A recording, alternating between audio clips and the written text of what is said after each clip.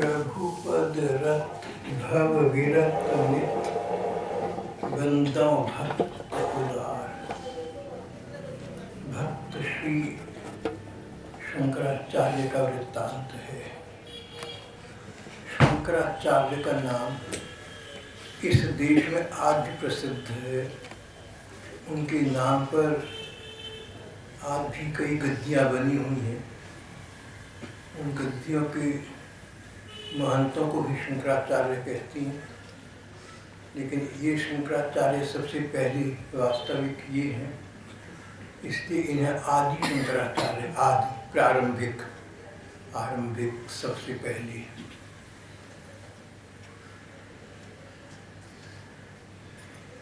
आदि शंकराचार्य जब 7 वर्ष के थे तो सारे धर्म ग्रंथों का पूरा अध्ययन कर चुके थे। वेद, उपनिषद और भी हमारी बड़े धर्म ग्रंथ सबका विवेचन कर चुके थे। 8 वर्ष के हुए तो संन्यास ले लिया। केरल प्रदेश के थे। केरल प्रदेश के एक गांव में हुए थे। काशी आई। काशी में बड़े विद्वान रहते थे। उन लोगों से चर्चा की और काशी के बड़े उम्र में और ज्ञान में बढ़े चढ़े वहाँ के साधु सन्यासियों को, वहाँ के विद्वानों को इन्होंने चकित कर दिया अपनी ज्ञान से, अपनी प्रतिभा से, अपनी अभिव्यक्ति की शक्ति से।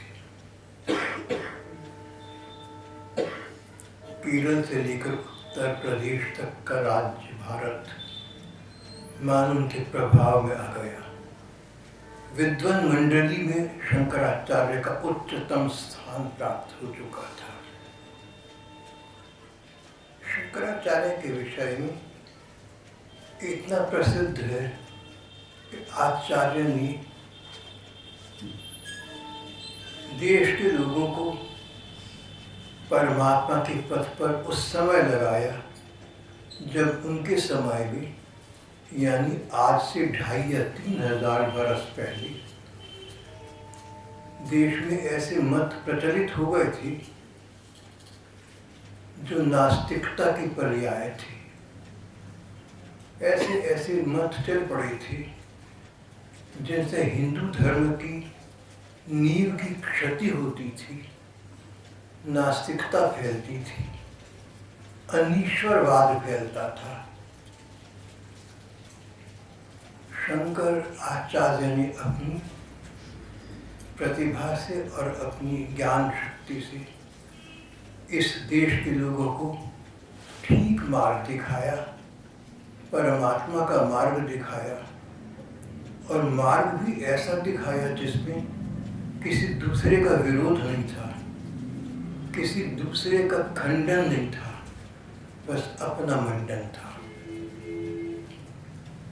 शंकराचार्य बहुत विशाल और उदार हृदय के व्यक्तित्व थे। उन्होंने कहा, बड़े सिद्धांत हैं, बड़े दर्शन शास्त्र हैं, कहीं ना कहीं सभी में कुछ ना कुछ अच्छे से अच्छी उपयोगिता है, वो हमें ग्रहण कर लेनी चाहिए। शंकराचार्य ने इस बात पर बल दिया कि ये संसार तो भगवान के असली संसार का एक छाया रूप है।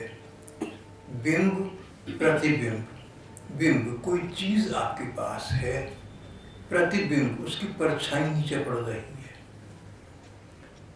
तो परछाई को चीज मान लेना तो समझदारी नहीं है। कोई परछाई देखो तो समझ जाओगे कि कोई चीज कहीं होगी जिसकी ये परछाई है। बिंब का प्रतिबिंब होगा, कोई वस्तु है तो उसकी छाया होगी।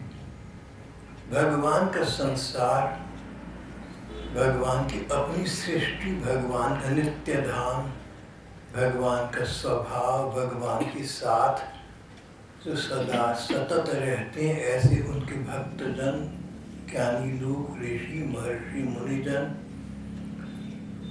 भगवान के संसार की छाया ही संसार है, इसलिए ये संसार वास्तविक नहीं है। शंकर जी कहा, आचार्य शंकर ने कहा, ब्रह्म सत्यम जगन मिथ्या, ब्रह्म ही सत्य वस्तु है, ये जगत मिथ्या है। मिथ्या शब्द का अर्थ सपने की भांति अवास्तविक। जितनी देर सपना आपको दिखता है, आपको सच्चा लगता है, लेकिन जागने पर उस सपने का प्रभाव आप पर नहीं रहता। सपने में आप दूध पिए तो जागने पर आपके शरीर में किसी ऊर्जा का संचार नहीं होगा। सपने में आप कोई भयानक दृश्य देखें, सपना देखें चोर डाकू घर में घुस रहा है, और जाग जाए तो पता लगेगा कोई चोर डाकू नहीं है। जिस प्रकार जितनी देर सपना हमें दिखता है, उतनी देर हम उसको सच मानकर उससे प्रभावित होते हैं, लेकिन जागने पर तो सत्य का बोध हो जाता है। इसी प्रकार ये संसार एक सपना है। सत हरि भजन जगत सब सपना, तुलसीदास जी ने आज से 500 वर्ष पहले भगवान शंकराचार्य के सिद्धांत का अनुमोदन किया था। बात तो एक ही है, ब्रह्म सत्यम जगन मिथ्या, ब्रह्म ही सत्य है, ब्रह्म परमात्मा, भगवान ही सच है। सच है का मतलब आज भी है, पहले भी थी, सदा रहेंगे। ऐसा कोई समय नहीं था जब परमात्मा नहीं था, ऐसा कोई समय नहीं होगा जब परमात्मा नहीं होंगे। जो वस्तु सदा है, सदा रहेगी, उसको सत्य कहते हैं। सत्यम परम धीमहि, उस परम सत्य परम तत्व परमात्मा को हम प्रणाम करते हैं। ऐसा हमारी उपनिषद और पुराण भी कहते हैं। शंकराचार्य ने कहा कि ये संसार तो छाया मात्र है, ये तो माया मात्र है, इसका एक ही लाभ है। संसार का लाभ कोई उठा सकता है, समझदार व्यक्ति तो एक ही है। संसार में रहते हुए, शरीर में रहते हुए आत्मा परमात्मा की प्राप्ति का प्रयत्न कर सकता है। आत्मा शरीर में रहता है, उसे जीवात्मा कहते हैं। जब शरीर से जीवात्मा निकल जाता है तो शरीर मृतक हो जाता है, उसका अंतिम संस्कार हो जाता है। हमारे सबके जितने संबंध हैं वो उन शरीरों के साथ हैं जिनमें आत्मा है। जिन शरीरों में से आत्मा निकल गई, वो मृतक हो गए, उनके साथ हम अपना कोई संबंध नहीं मानते। वो हमें कितने भी प्यारे अच्छे क्यों न लगते रहे हों, अंत में उनका अंतिम संस्कार करके बात को समाप्त तो करना ही पड़ता है। इस सिद्धांत का लाभ विवेकवान लोग उठा लेते हैं, समझदार लोग इस बात का लाभ उठाते। भैया, जब शरीर में से आत्मा निकलने पर शरीर से संबंध नहीं रहता, इसका मतलब ये हुआ कि हमारा संबंध आत्मा से था, हमारा प्यार आत्मा से था, शरीर से नहीं था। तो जब आत्मा से प्यार था तो आत्मा तो परमात्मा का अंश है, और परमात्मा आज भी है। परमात्मा तो सत्य वस्तु है, परमात्मा तो पहले भी था, परमात्मा सदा रहेगा। ऐसा कोई समय नहीं था जब परमात्मा नहीं था, ऐसा कोई समय आने वाला नहीं है जब परमात्मा नहीं होगा। तो किसी व्यक्ति को, जीवित व्यक्ति को मृतक देखकर हमें इस तत्व का बोध होना चाहिए, हमें ये आत्मज्ञान प्राप्त करना चाहिए, हमें विवेक चाहिए, हमें वैराग्य चाहिए कि इस संसार से भगवान के होने की हम शिक्षा ग्रहण करें और उन भगवान को पाने का प्रयत्न करें। अगर जीव का आत्मा और परमात्मा एक ही है तो इस संसार की सत्ता तो सपने की भांति व्यर्थ है, ये वास्तविकता नहीं है। शंकराचार्य के इन सिद्धांतों को हमारे विद्वानों ने नाम दिया है अद्वैत मत। अद्वैत, द्वैत नहीं है, परमात्मा और जीव दो हैं ऐसा नहीं है, परमात्मा और संसार दो हैं ऐसा नहीं है, एक है। परमात्मा है, परमात्मा की छाया ही संसार है। जैसे आपके पास कोई वस्तु हो और आपके हाथ में उसके नीचे परछाई पड़ती हो, कोई पूछे कितनी चीज़ आपके पास है, आप कहेंगे एक है। कोई कहे कि नहीं नहीं दो हैं, एक तुम्हारे हाथ में एक परछाई भी तो नीचे इसी की है, तो तुम कहो भैया ये तो अद्वैत है, ये तो एक ही बात है, इसमें परछाई अलग थोड़ा हो गई। जब तक चीज़ है तब तक परछाई है, चीज़ गई परछाई जग गई। शंकराचार्य ने कहा कि ये संसार तो परमात्मा की छाया मात्र है। समझदार व्यक्ति वो है जो संसार और शरीर में रहते हुए उस परमात्मा को प्राप्त कर ले। इस सारे सिद्धांत को हजारों हजारों पन्नों की किताबों में और ग्रंथों में लिखा गया है। बड़ी बड़ी ग्रंथ, बड़ी बड़ी पुस्तकें लिखी गई हैं। संक्षेप में मैंने आपसे सार तत्व कहा है, इसका नाम अद्वैतवाद है। शंकराचार्य को अद्वैतवाद का प्रवर्तक माना गया।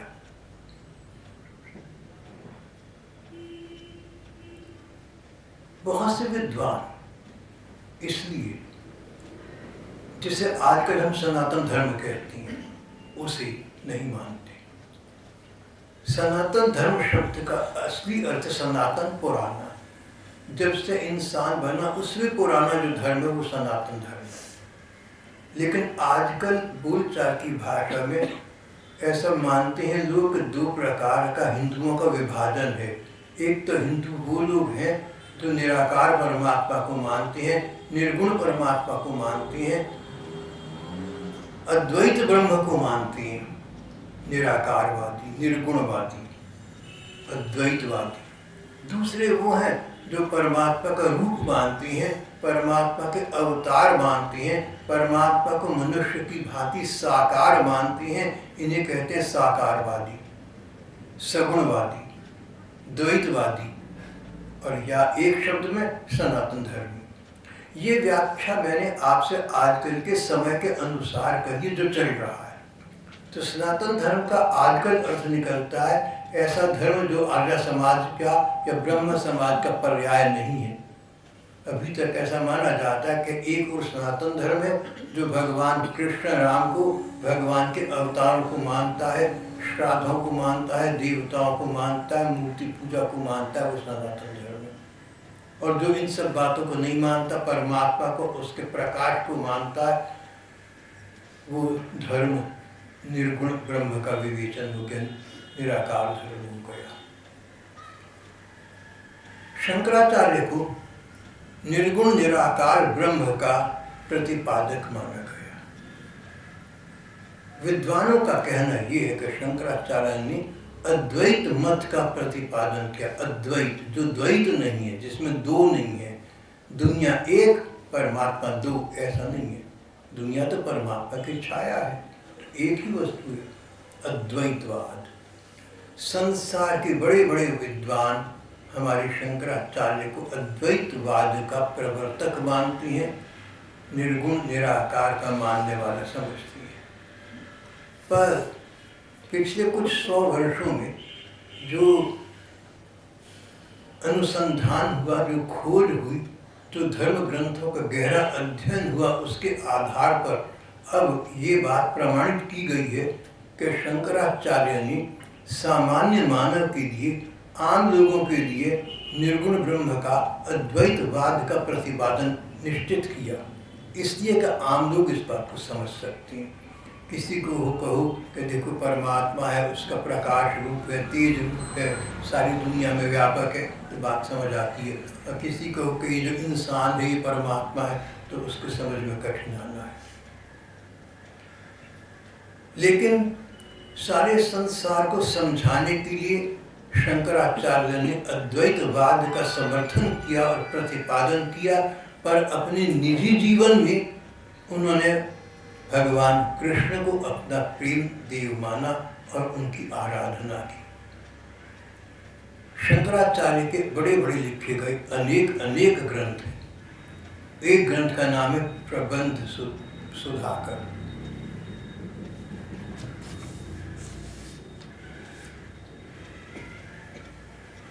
मैं दोबारा कहूँगा।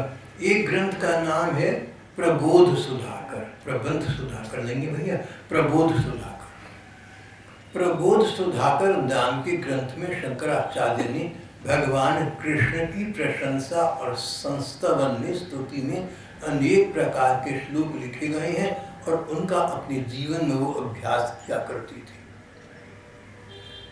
प्रबोध सुधाकर के कुछ श्लोक यहाँ पर जन सामान्य के सामान्य ज्ञान विवर्धन के लिए प्रस्तुत किए गए हैं।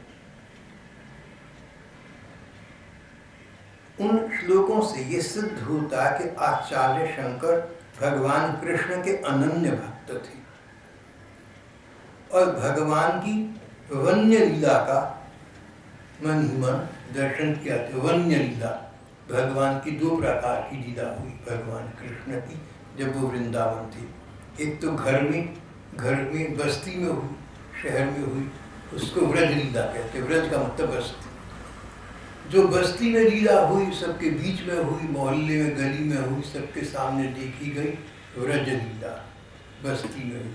दूसरी वन्य लीला, भगवान गोप बालकों को और गौओं को चराने के लिए वन में ले जाया करती थी, यमुना जी के किनारे ले जाया करती थी। उस वन में जो उनकी अपनी सखाओं के साथ लीलाएं हों, उनको वन्य लीला कहती। वन्य लीला में भगवान अपने गोप बालकों के साथ, सखाओं के साथ ऐसे हिल मिल कर रहती थी, ऐसे एक बनकर रहते थे मानो कि ये भी साधारण व्यक्ति हों, साधारण घर के हों और उनमें से एक हों। उनके साथ खाना पीना, उठना बैठना, हंसना बोलना। वो ग्वाल बाल इनसे नाराज हो जाते, इनको भला बुरा कहते, कभी अपना खाना इनको खिला देते, कभी उनका खाना खुद खा लेते, कभी उनका छींका छीन देते और कभी अपना जूठा खाना भी उन्हें खिला देते। उनके मन में बस इतना था कि कृष्ण बहुत प्यारा सा हमारा अच्छा सा सखा है, इसके अंदर बड़ी कोई शक्ति है, बड़े बड़े राक्षसों को मार देता है, मगर हमारा तो सखा है। तो जो मित्र के साथ व्यवहार करता है, वो व्यवहार इन ग्वाल बालों का श्री कृष्ण के साथ था और श्री कृष्ण ने उस व्यवहार को प्रोत्साहन दिया। भगवान का ये स्वभाव है कि जो संबंध हम उनसे बनाते हैं, भगवान उस संबंध को मान्यता प्रदान कर देते। बहुत से ग्रंथकारों का कहना है कि शंकराचार्य भगवान कृष्ण की वन्य लीला का चिंतन किया करते थे। यमुना तट निकट स्थित वृंदावन काननी महारम्ये, कल्पद्रुम तल भूभौ चरणोपरि स्थाप्य तिष्ठन्तम्। यमुना तट निकट स्थित वृंदावन काननी, यमुना जी के किनारे पर बसे हुए वृंदावन नाम के वन में, एक बगीची में, एक उपवन में, एक वृक्ष के नीचे भूमि पर एक पांव पर दूसरा पांव रखे श्री कृष्ण बैठे हुए हैं। चरणोपरि स्थाप्य, यमुना जी का तट है, वृंदावन का कोई मनोहर बगीचा है, वृक्ष के नीचे की भूमि में श्री कृष्ण एक पांव पर दूसरा पांव रखकर बैठी हैं।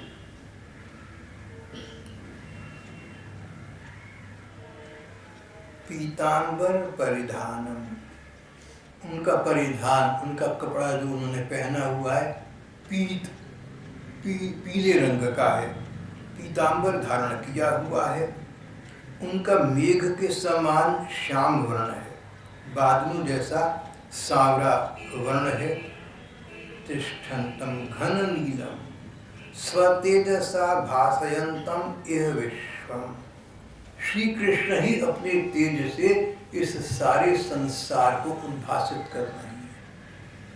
अगर कहीं तेज है, अगर कहीं प्रकाश है, जैसा बहुत से विद्वान कहते हैं कि प्रकाश है, तेज है, उसका ध्यान करो।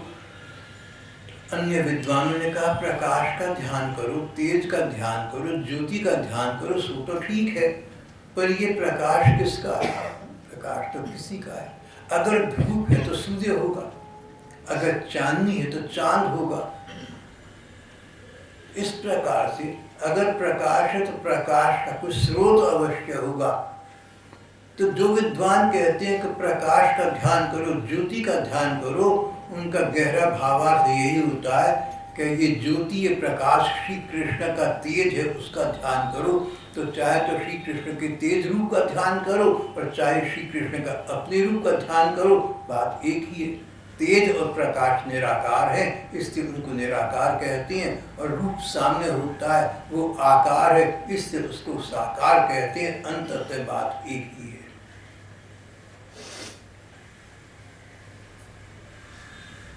अपने श्लोक में शंकराचार्य ने कहा कि श्री कृष्ण सुंदर पीतांबर धारण किए हुए हैं, शरीर में चंदन का लेप लगाए हुए हैं, कानों में कुंडल हैं।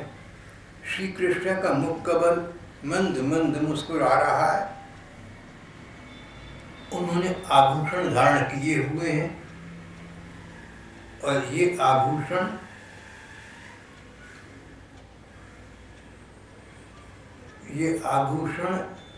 धारण करके श्री कृष्ण इन आभूषणों की गहनी ऑर्नामेंट्स, श्री कृष्ण को उनकी मैया गहनी पहना देती है। जैसे कानों में कुंडल पहना दिए, गली में वैजयंती माला डाल दी, 5 रंग के फूलों की माला होती है, उसे वैजयंती माला कहती है।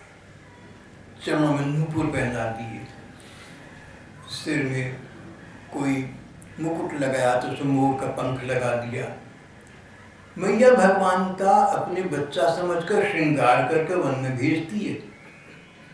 शंकराचार्य कहते हैं सच बात ये है, श्रृंगार तो किसी का इसलिए करते हैं कि वो व्यक्ति सुंदर लगे, लेकिन भगवान के साथ उल्टी बात है। भगवान को जब ये आभूषण धारण कराए जाते हैं तो ये गहने चमक उठते हैं श्री कृष्ण के कारण से, न कि श्री कृष्ण इनसे सुंदर हो जाते हैं, ये आभूषण सुंदर बन जाते हैं। श्री कृष्ण की छवि पड़ने से, श्री कृष्ण की कांति के प्रभाव से ये आभूषण, ये गहने चमक उठते हैं, सुंदर बन जाते हैं, आकर्षक बन जाते हैं। श्री कृष्ण के नील कांति का, श्री कृष्ण के वर्ण का इस प्रकार का प्रभाव है। गली में वनमाला है। स्वतेज सा पास्त कलिकालम, गलविलुलित वनमाला, गली में वनमाला टटक रही है और अपने प्रभाव से कलयुग को श्री कृष्ण ने पराजित किया हुआ है। कलयुग में अनेक दोष हैं। जैसे वर्ष में हमारे देश में मौसम बदलती रहती हैं, गर्मी के गुण और दोष दोनों हैं, सर्दी के गुण दोष दोनों हैं। इस प्रकार जितने मौसम है सबके अपने गुण दोष हैं।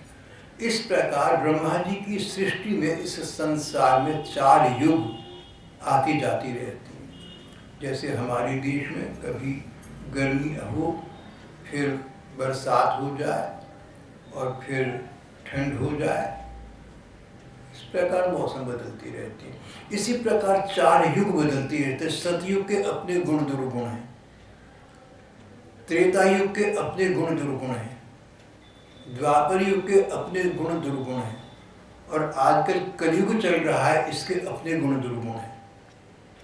हमारे ग्रंथ कहते हैं कलयुग दुर्गुणों का भंडार है, इसमें सारी खराब बातें ही होती रहती हैं।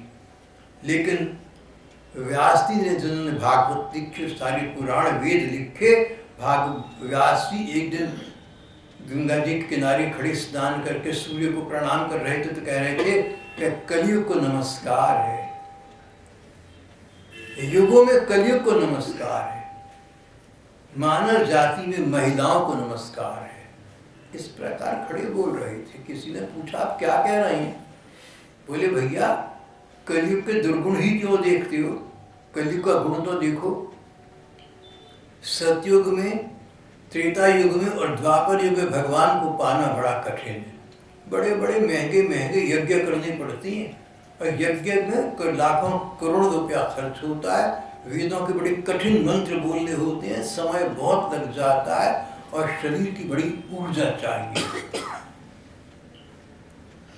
कहीं भगवान योग की क्रियाओं से प्राप्त होते हैं, कहीं भगवान तप तपस्या से प्राप्त होते हैं। सब में बड़ा कठिन मेहनत परिश्रम है। लेकिन कलयुग में तो भगवान केवल मात्र नाम स्मरण से प्राप्त होती हैं। कलयुग केवल नाम आधारा, राम का नाम रटते रटते भव उतर ही पारा, हमारे तुलसीदास जी ने कहा।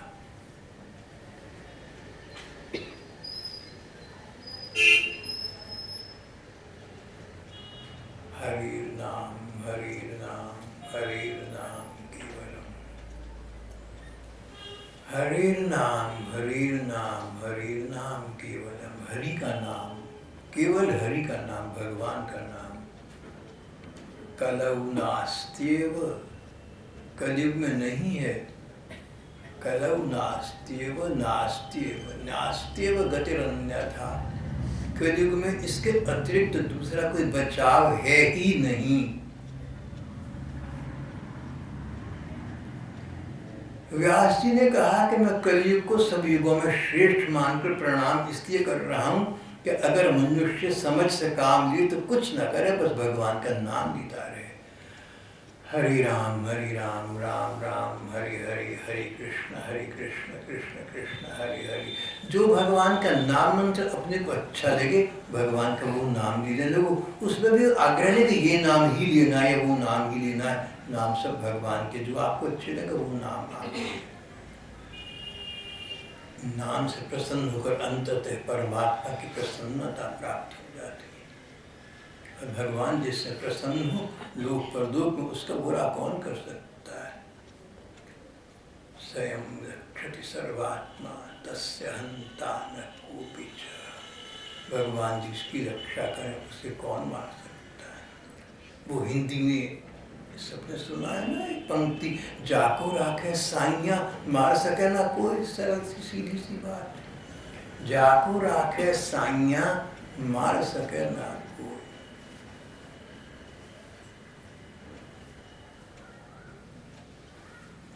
भगवान की वन्य झांकी का शंकराचार्य चिंतन करते थे। जो सारी बातें अभी अभी मैंने आपसे कही, उन श्लोकों के आधार पर ही कही है। किसी कुंज के भीतर बैठकर श्री कृष्ण ग्वाल बालों के साथ भोजन करना ही है। भगवान के आसपास फूलों की सुगंध से युक्त मंद मंद वायु बह रहा है। चारों दिशाओं को इस सुगंधित वायु ने सुवासित किया हुआ है। हल्की हल्की धीमी धीमी महक आ रही है भगवान के चारों को। कंदर्पकूट सुभगम माक्षित फलदम दयानवम कृष्णम त्यक्त्वा कमन्य विषयम नेत्रयुगम दृष्टुम सुहते। जो श्री कृष्ण करोड़ों काम देवों से भी सुंदर हैं, वांछित फल के देने वाले, वांछित जो वांछा हो, जो मांगो, जो चाहो, जो मांगो सो फल भगवान देने वाले हैं। वांछित फल के देने वाली हैं। दयार्णवम, और दया के तो सागर हैं। किसी की बुराई का विचार नहीं करते, किसी के दोष का विचार नहीं करते। मांगो दे दिया, दयार्णव। ऐसे श्री कृष्ण को त्यक्त्वा छोड़कर, कम अन्य विषय, किस अन्य विषय को हमारे दोनों ये नेत्र पाने के लिए उत्सुक हो सकते हैं। ऐसे श्री कृष्ण के होते हमारे नेत्र और किसको दर्शन करना चाहेंगे, किसको देखना चाहेंगे। कंदर्पकूट सुभगम वांछित फलदम दयानवम कृष्ण त्यक्त्वा कमन्य विषयम नेत्रयुगम दृष्टुमुत्साहते। एक अन्य श्लोक में शंकराचार्य ने कहा कि श्री कृष्ण ने ब्रह्मा जी को एक बार अनेक ब्रह्मांड दिखाई। एक कथा कहीं आती है, ब्रह्मा जी तो ऐसा सोचते थे कि ब्रह्मांड, संसार, विश्व, यूनिवर्स, कायनात, सारी सृष्टि, सारी दुनिया एक है। इसको बनाने वाला ब्रह्मा में हूँ, मेरे से इसका नाम ब्रह्मांड पड़ा है। पर एक बार भगवान ने उनको दृश्य दिखाया। तो संक्षेप में ये है कि भगवान कृष्ण से मिलने हमारे ब्रह्मा जी गए तो वहाँ पर बड़े बड़े ब्रह्मा जी बैठे थे, उनको पीछे जगह मिली। हमारे ब्रह्मा जी 4 मुख वाली है, कोई 8 मुख वाले, कोई 16 मुख वाली, और बड़े बड़े। और वहाँ के द्वारपाल इन हमारे ब्रह्मा जी को पीछे को बैठे, वो देखा नहीं बड़े बड़े बैठे। जैसे राज्यपाल बैठी हो तो मुख्यमंत्री पीछे बैठ जाएंगे, जैसे मुख्यमंत्री बैठे हैं तो छोटी मोटी मंत्री पीछे बैठेंगे, हायरार्की के मुताबिक, पद के अनुसार बैठेंगे। जिन भगवान ने ब्रह्मा जी को मोह और दर्प से मुक्त करने के लिए दिखा दिया कि ब्रह्मा जी आप जैसे तो अनेकों ब्रह्मा हैं, करोड़ों ब्रह्मांड है, सबके अपने अपने ब्रह्मा है। ब्रह्मा जी को अनेक ब्रह्मांड दिखाए, ब्रह्मांडों के अलग अलग विष्णु दिखाई, जिनके चरणामृत को शिव जी अपने सिर पर धारण करते हैं वे श्री कृष्ण ब्रह्मा विष्णु और महेश। इन तीनों से भिन्न कोई अविकारी सच्चिदानंदमयी नीलिमा है। ब्रह्मा विष्णु महेश हमारी इस सृष्टि के जन्म देने वाली हैं, इसका पालन करने वाली हैं और अंत में इसको समाप्त कर देने वाली है, उद्भव स्थिति और संहार करने वाली है। क्रिएशन प्रिजर्वेशन एंड डिस्ट्रक्शन, उद्भव स्थिति संहार,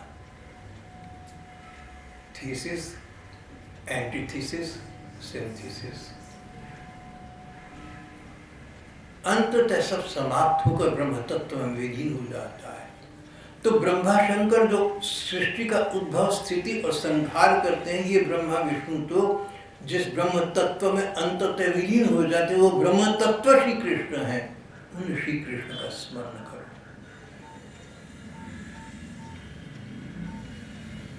एक स्थान पर शंकराचार्य ने बहुत आश्चर्यजनक और बड़ी ठीक बात कही। बोले कृष्ण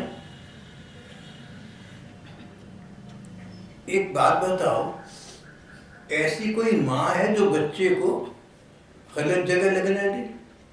बच्चा गलत जगह तो माँ उसको ठीक जगह लगाती है अपनी कृपा से, अपने प्यार से। देखो तुम मेरी माँ हो ना, तो मैया कृष्ण मुझे संसार की माया में मत फंसने दो, मैया मुझे इससे निकालो मेरी माता। कृष्ण नामनी मातेश्वरी, कृष्ण नाम वाली मेरी माता, जैसे आपकी माँ है, हमारी माँ है, सबके कोई ना कोई नाम है। तो शंकराचार्य इस श्लोक में कहते हैं माँ मेरी माँ का नाम तो कृष्ण है। कृष्ण मेरी माँ, मुझ बच्चे को तुम अपनी कृपा से संसार रूपी झमेले से बचाओ। करुणामयी मैया तू एक बार भी मेरे मुख की ओर क्यों नहीं देखती? माँ क्या तू संसार की माया मोह शांत करने में समर्थ नहीं रही? तो मेरी माया मोह को तू शांत क्यों नहीं करती? मैं तो तेरी बच्ची हूँ, तू मेरी मैया है। शंकराचार्य का ये श्लोक बहुत ज्ञानपरक है, बहुत ठीक बात कही है। परमात्मा में नर क्या और नारी क्या, ये तो संसार का भेद है। नर नारी भेद संसार में है, भगवान का नर क्या और नारी क्या। एक जगह ब्रह्मा जी ने ब्रह्म वैवर्त पुराण में श्री राधा कृष्ण को एक वन में बैठे देखा, तो वहां खड़े होकर उनकी प्रार्थना करने लगे। बोले कि वेदों को ये नहीं पता कि कृष्ण पुरुष है और राधा महिला है, या राधा पुरुष और कृष्ण महिला है, या दोनों दोनों हैं, या दोनों दोनों ही नहीं है। ब्रह्म तत्व इन बातों से दूर है, इन बातों से बहुत परे है।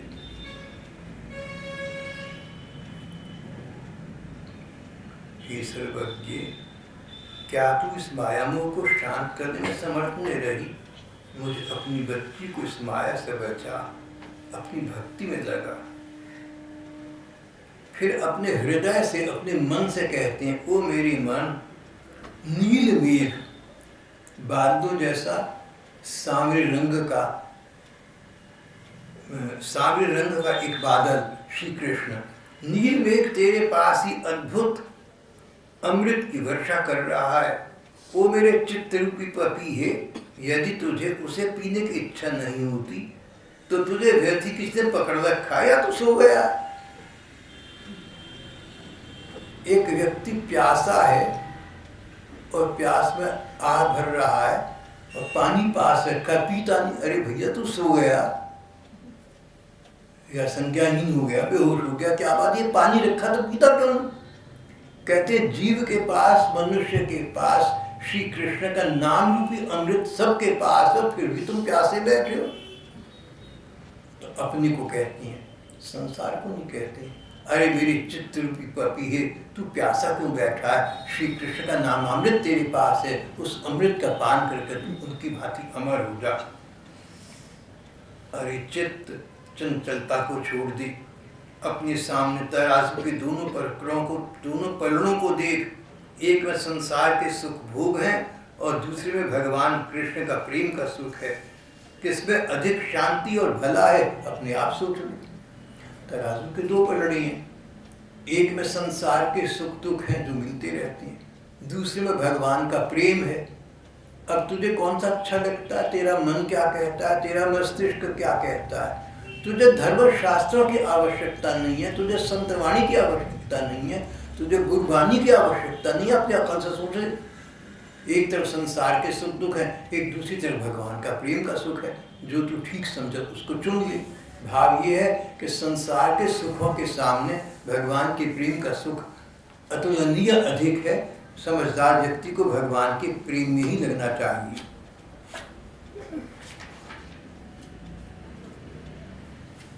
कोई कोई लोग सकाम पूजा से अपने मन की दुनियावी कामनाओं को पूरा करते हैं।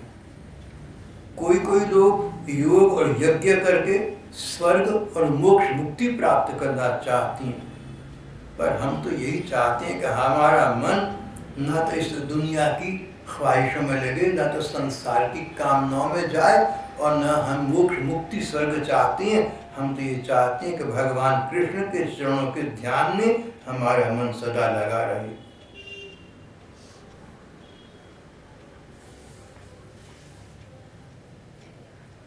हम लोगों ने स्वर्ग से क्या लेना है, मोक्ष से क्या लेना है? हमने तो जो लेना है श्री कृष्ण से लेना है। शंकराचार्य का सिद्धांत बहुत ऊंचा था, अधिकारी लोग ही इसे समझ सकते हैं। शंकराचार्य के इस सिद्धांत को समझने के लिए बहुत प्रखर मस्तिष्क की, तीव्र बुद्धि की समझ की आवश्यकता है, जो लोगों में कम होती है। बस इतना है कि बड़े बड़े देशों के बड़े बड़े दार्शनिकों ने शंकराचार्य के सामने सिर झुकाया है। सभी विचारशील लोगों ने मुक्त कंठ से शंकराचार्य की महिमा का गान किया है। इस प्रकार शंकराचार्य का वृत्तांत करके हमारा आज का ये प्रसंग समाप्त हो जाता है।